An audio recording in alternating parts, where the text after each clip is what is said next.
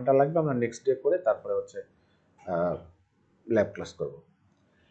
Telnet আর হচ্ছে SSH, এর আগের ক্লাসে আমরা টেলনেট কনফিগারেশন দেখেছিলাম। টেলনেট মানে হলো আমরা এই ল্যানের কম্পিউটারগুলো থেকে বা যে কোনো কম্পিউটার থেকে একটা রাউটারকে অ্যাক্সেস করতে চাই কমান্ড প্রম্পট থেকে। টেলনেট কনফিগারেশন করলে আমরা এটা করতে পারি। যেমন ধরেন এই রাউটারে আমরা দেখি টেলনেট কনফিগারেশন আছে কিনা, ইনাবল শো রান, এখানে টেলনেট কনফিগারেশন নাই। একটা রাউটারে টেলনেট কনফিগারেশন করতে হলে ওই রাউটারে জাস্ট হলো দুইটা পোর্টে দুইটা আইপি থাকতে হয়, পাসওয়ার্ড থাকতে হয়। একটা হলো ভিটিওআই পাসওয়ার্ড থাকতে হয়, আরটা হচ্ছে ইনাবল পাসওয়ার্ড থাকতে হয়। ইনাবল, এখানে ইনাবল পাসওয়ার্ডটাই নাই। রাউটারে টেলনেট কনফিগারেশনের জন্য জাস্ট দুইটা পাসওয়ার্ড থাকলেই হয়, একটা হলো ইনাবল পাসওয়ার্ড আর একটা হচ্ছে ভিটিওআই পাসওয়ার্ড, এই দুইটা। তো আমরা এখন এই টেলনেট কনফিগারেশনটা করব একটা রাউটারে। এখন এই রাউটারে যদি টেলনেট কনফিগারেশন করি, এই যে এই পোর্ট হলো ভিটিওআই পোর্ট।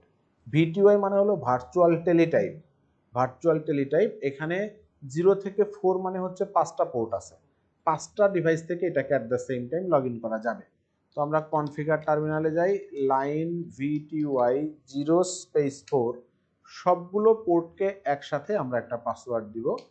পাসওয়ার্ড হচ্ছে 789 এটা। আর এখান থেকে এক্সিট করে আরেকটা পাসওয়ার্ড দিতে হবে, enable password, ENABLE enable password হচ্ছে 456। ব্যাস, তাহলে আমাদের এই রাউটার টেলনেট কনফিগারেশন ডান। যখন টেলনেট কনফিগারেশন হয়ে গেল তখন আমরা এখানে যদি শো রান দিই তাহলে এটা দেখাবে এটা হলো একটা ইনাবল পাসওয়ার্ড আছে আর এটা হলো আমাদের ভিটিওআই পাসওয়ার্ড আছে। আমরা চাইলে কনফিগার টার্মিনালে গিয়ে সার্ভিস পাসওয়ার্ড এনক্রিপশন দিয়ে এটাকে এনক্রিপশন করে দিতে পারি। দেন এক্সিট করলাম। এখন যে কোনো কম্পিউটার থেকে এই রাউটারটাকে টেলনেট করে অ্যাক্সেস করা যাবে। এখান থেকেই যদি আমরা টেলনেট দিই, ওই রাউটারের যে কোনো আইপি 197, এটা একটা পাসওয়ার্ড চাই 789 দিলাম, দিলে আমরা এই যে রংপুর রাউটার দেখতে পাচ্ছি। দেন ইনাবল দিলে আমরা 456, এখন আমরা এই রাউটারে লগ ইন করতে পারলাম। এরকম ভাবে একটা কম্পিউটার থেকে আমরা লগ ইন করলাম, আরো 4টা ডিভাইস থেকে একে লগ ইন করা যাবে। আমরা যদি টেলনেট কনফিগার করি তাহলে যে কোনো সময় যে কোনো ডিভাইসকে রিমোট থেকে লগ ইন করা যাবে যদি সেখানে টেলনেট কনফিগার করা থাকে। টেলনেট 199.168.1.1 এটা দিলে পাসওয়ার্ড চাই 789, দেন হচ্ছে আমরা ইনাবল দিলাম 456। ব্যাস, এখন যদি আমরা এটাকে ফুল স্ক্রিন করি, এখান থেকে শো ইউজার্স কমান্ড দিই তাহলে দেখাবে কোন কোন কম্পিউটার থেকে তাকে লগ ইন করেছে। দেখেন 196-এর 2 আমরা এই যে এইটা থেকে একটা লগ ইন করেছি, আর এই যে 194-এর 2 এই দুইটা থেকে ওখানে লগ ইন করেছি। কোন কোন আইপি থেকে লগ ইন করা আছে এবং তারা কোন পোর্ট ইউজ করতেছে দেখেন, প্রথমটা ভিটিওআই 0, তারপরটা ভিটিওআই 1। এরকম করে যদি আমরা আরো ডিভাইস থেকে এটাকে টেলনেট করি, 5টার পরে সে আর আমাদেরকে টেলনেট করতে দিবে না। টেলনেট 199.168.1.1, দেখেন এটা হলো 789 ইনাবল 456, 3টা কম্পিউটার হলো। আরো 2টা কম্পিউটার থেকে ট্রাই করি, এইটা থেকেও ট্রাই করি। টেলনেট 199.168.1.1 এটা,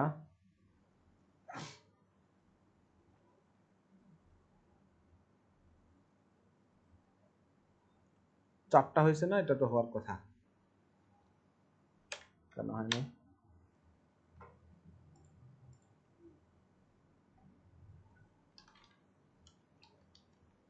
শো ইউজার্স কয়টা লগ ইন করছে অলরেডি? লগ ইন তো হয়েছে 3টা।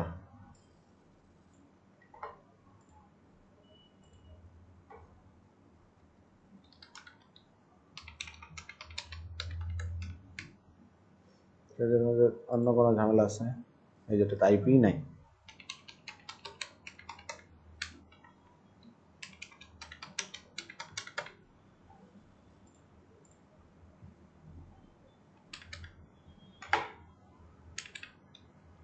হচ্ছে 789 ইনাবল 456, তাহলে আমাদের 4টা কম্পিউটার থেকে হলো। এইখান থেকে একটা ট্রাই করি, এটাও হবে। এটাই লাস্ট, এটা দিলে 5টা হয়ে যাবে। Telnet 199.168.1.1 789 enable 456। ব্যাস, এখন এই রাউটারে 5টা কম্পিউটার টেলনেট হয়ে গেল। শো ইউজার্স কমান্ড দিলে 5টাই দেখাবে। 0 দিয়ে একজন আছে, 1 দিয়ে, 2 দিয়ে, 3 দিয়ে, 4 দিয়ে, 5 দিয়ে। এখন যদি আমরা অন্য আরেকটা ডিভাইস থেকে টেলনেট করতে চেষ্টা করি, আর হবে না। 5টার বেশি ডিভাইস এটাতে টেলনেট করতে পারবে না। টেলনেট 199.168.1.1 দেখেন এটা হচ্ছে না। Connection refused by remote host, refuse করেছে কারণ ওর 5টা পোর্ট ফিল আপ হয়ে গেছে। এখন ধরেন এই কম্পিউটারটা থেকে আমরা এক্সিট করলাম, তাহলে এখন কি হলো, ওর আইপি 193 এর 4, 194 এর 3। দেখেন এখানে 190 মানে এইটা ফ্রি হলো, এবার ভিটিআই 2টা ফ্রি হয়ে গেছে। দেখেন এখন শো ইউজার্স কমান্ড দিই, দেখাবে যে ভিটিআই 0-তে লগইন আছে, 1-এ লগইন আছে, 3 আছে, 4-এ আছে, 2-তে নাই। এখন ও এটাতে লগইন করতে পারবে, ও একটু আগে পারতো না, এবার পারে। 789 enable 456, ঠিক আছে। এখন দেখাবে ও আছে ভিটিআই 2-তে, শো ইউজার্স, ওরটা দেখাবে এই যে 98 এর 3, সে আছে হচ্ছে ভিটিআই 2-তে।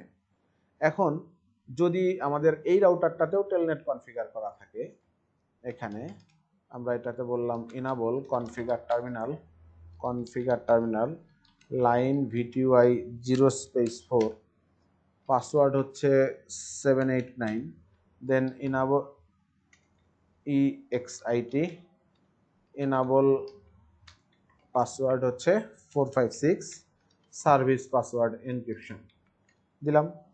এখন আমরা এই যে একটা কম্পিউটার থেকে এখানে টেলনেট করে আসি, এইটা থেকে আবার অন্য জায়গায় চলে যেতে পারবো, যাওয়া যাবে।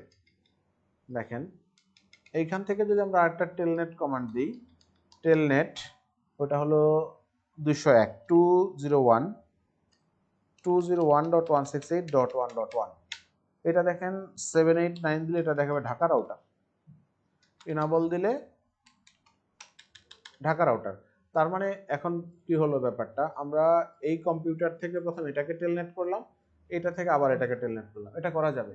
আমরা এইখান থেকে এটাকে টেলনেট করেছি, এইখান থেকে আবার এখানে টেলনেট করতে পারবো। এরকম ভাবে একটা থেকে আরেকটা, সেখান থেকে আরেকটা, এক্সিট না করে টেলনেট করা যাবে। আবার যখন এক্সিট করব তখন আবার ওইখান থেকে ব্যাক করতে করতে আর ব্যাক করতে, যে কটার আপনারা পার হয়ে গেছেন সবগুলো ব্যাক করবে। এটা গেল টেলনেট কনফিগারেশন। আরেকটা কনফিগারেশন আছে হচ্ছে SSH কনফিগারেশন। SSH হলো সিকিউরড শেল। SSH দিয়েও আমরা রাউটারকে লগ ইন করতে পারি। পার্থক্য হচ্ছে টেলনেট কনফিগারেশনের সময় কোনো এনক্রিপশন দিতে হয় না, SSH কনফিগারেশনের সময় এনক্রিপশন দিতে হবে। কারণ SSH হলো এনক্রিপ্টেড টেক্সটে কমিউনিকেট করে, টেলনেট হলো প্লেন টেক্সটে কমিউনিকেট করে। এই যে একটা ফাইল আমরা ওপেন করেছি SSH কনফিগারেশনের জন্য, এইটাতে হচ্ছে কনফিগার টার্মিনালে গিয়ে আপনাকে একটা ডোমেইন নেম দিতে হবে, ইচ্ছা মতো একটা ওয়ার্ড এখানে দিতে হবে, নাম আপনার যা খুশি তাই দিবেন। তারপরে হচ্ছে ইনাবল পাসওয়ার্ড দিতে হবে, এটা আমার রাউটারে দেয়া আছে, চাইলে আমরা অন্য রাউটারে যদি করি দিয়ে নিব। লগ ইন ভিটিআইতে গিয়ে লগ ইন লোকাল বলতে হবে, আর ট্রান্সপোর্ট ইনপুট SSH, মানে SSH এর মাধ্যমে সে ইনপুট নিবে, এটা ওকে বলতে হবে। তারপরে আমি রাউটারে লগ ইন করার জন্য একটা ইউজার নেম পাসওয়ার্ড তৈরি করব। এই ইউজার নেম পাসওয়ার্ড আপনার যা ইচ্ছা দিতে পারেন। আর হচ্ছে ক্রিপ্টোগ্রাফির একটা কমান্ড দিতে হবে, ঠিক আছে। এই কমান্ডগুলো আমরা দিই রাউটারে। দেখেন আমাদের এই রাউটারে CLI-তে, এটা আমরা আছি রাজশাহী রাউটারে প্রথমে আমাদের হচ্ছে ইনাবল কনফিগার টার্মিনাল, এখানে গিয়ে একটা ডোমেইন নেম দিতে হবে।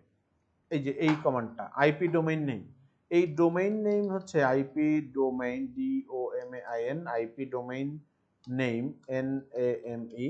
এইটা দেখেন আপনার ইচ্ছা মতো আপনি দিতে পারবেন। এখানে বলেছে ওয়ার্ড ডিফল্ট ডোমেইন নেম, এটা cisco.com দিয়ে আছে, আপনার cisco.com দিতে হবে এমন কথা নয়, আপনাকে CSL দিলেও কোনো অসুবিধা নেই, আপনাকে একটা ওয়ার্ড দিতে হবে, দ্যাটস অল। এই ওয়ার্ড যদি আপনি না দেন, ডোমেইন নেম যদি ডিক্লেয়ার না করেন, তাহলে ক্রিপ্টোগ্রাফিক কমান্ডগুলো নিবে না, ঠিক আছে। এই জন্য এই ডোমেইন নেম দিতে হবে। এবার ইনাবল পাসওয়ার্ড আমরা এটা দিই 456, তারপর হচ্ছে ভিটিআই পোর্টে ঢুকতে হবে, লাইন VTY 0/4, এইখানে বলতে হবে লগ ইন লোকাল বলার মানে হচ্ছে পাসওয়ার্ড ভেরিফিকেশন করবে হচ্ছে রাউটারের ভেতর থেকে। আর যদি আমরা লগ ইনটা লোকাল না বলে একটা ট্রিপল সার্ভার দিই তাহলে একটা সার্ভার থেকে সে ভেরিফাই করবে। ঠিক আছে, লগ ইন লোকাল মানে রাউটারের ভেতর থেকে ভেরিফাই করবে।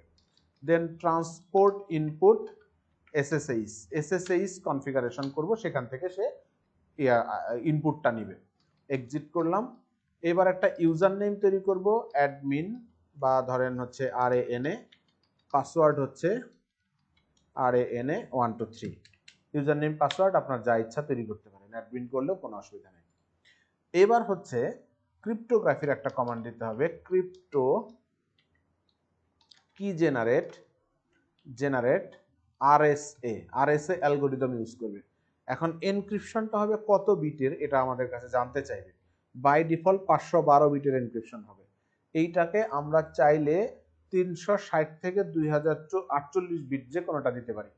বাই ডিফল্ট হচ্ছে 512 করবে যদি আমরা কিছুই না বলি, আর 360 থেকে 2048 পর্যন্ত হতে পারে।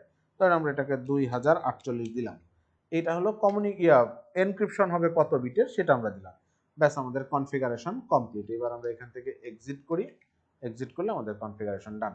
এখন আমরা কোনো একটা কম্পিউটার থেকে যখন টেলনেট করব, SSH করব, এখান থেকে ধরেন SSH করলাম। SSH করার কমান্ড হচ্ছে SSH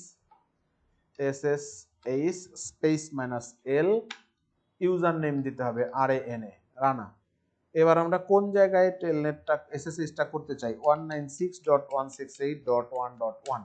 আমরা এই রাউটারে একটা আইপি দিলাম, এই জায়গার আইপিটা, ঠিক আছে, 196.168.1.1 দিলে আমাদের কাছে পাসওয়ার্ড চাইবে। পাসওয়ার্ড হচ্ছে RANA 123। এখন দেখেন সে রাউটারের ইউজার মোডে চলে গেল। ইনাবল এটা দিলে একটা পাসওয়ার্ড চাইবে 456। এখন রাউটারকে আমরা লগ ইন করতে পারলাম। এটা কিন্তু আমরা SSH কমান্ড দিয়ে লগ ইন করলাম। আর আগে এইগুলোতে আমরা টেলনেট কমান্ড দিয়ে লগ ইন করেছিলাম, এগুলো ছিল টেলনেট কমান্ড, টেলনেট দিয়ে আইপি অ্যাড্রেস। আর এখন আমরা SSH কমান্ড দিয়ে ইউজার নেম দিলাম, -L দিয়ে ইউজার নেম, তারপরে হচ্ছে আইপি অ্যাড্রেস দিতে হবে, যে আইপিটাকে আমরা অ্যাক্সেস করতে চাই সেই আইপি দিলে দেন আমাদের কাছে পাসওয়ার্ড চাইবে। তার জন্য আমাদের রাউটারে এই কনফিগারেশনটা থাকতে হবে। Ctrl Z শো রান, দেখেন এখানে কি কি কনফিগারেশন দিলাম আমরা। এই যে একটা ইউজার নেম দিলাম, ইনাবল পাসওয়ার্ড দিলাম, তারপরে হচ্ছে এই যেটা রানা 123 এইটা, আর হচ্ছে আমরা যে কনফিগারেশনটা দিলাম দেখেন এই যে এখানে log in local transport input কোনটা থেকে এটা হবে বলে দিলাম। আরেকটা কমান্ড দিয়েছি, এটা উপরে দেখানোর কথা,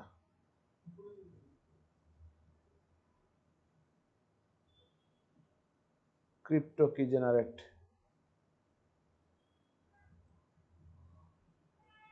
এই যে একটা কমান্ড দিয়েছি আইপি ডোমেইন নেম CSL।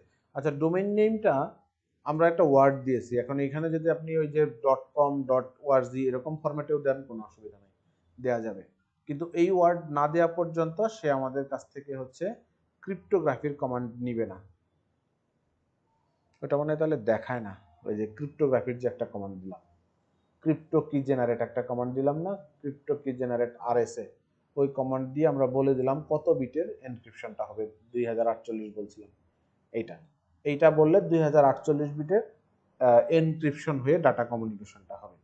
এবং এই কমান্ড দিয়ে যখন আমরা লগ ইন করবো তখন লগ ইন করার প্রসিডিওর হচ্ছে এইখান থেকে আমরা যদি এক্সিট করি, SSH স্পেস -L, তারপরে হচ্ছে ইউজার নেম, দেন যে ডিভাইসে লগ ইন করতে চাই ওর আইপি 195.168.1.2, এটা পাসওয়ার্ড হচ্ছে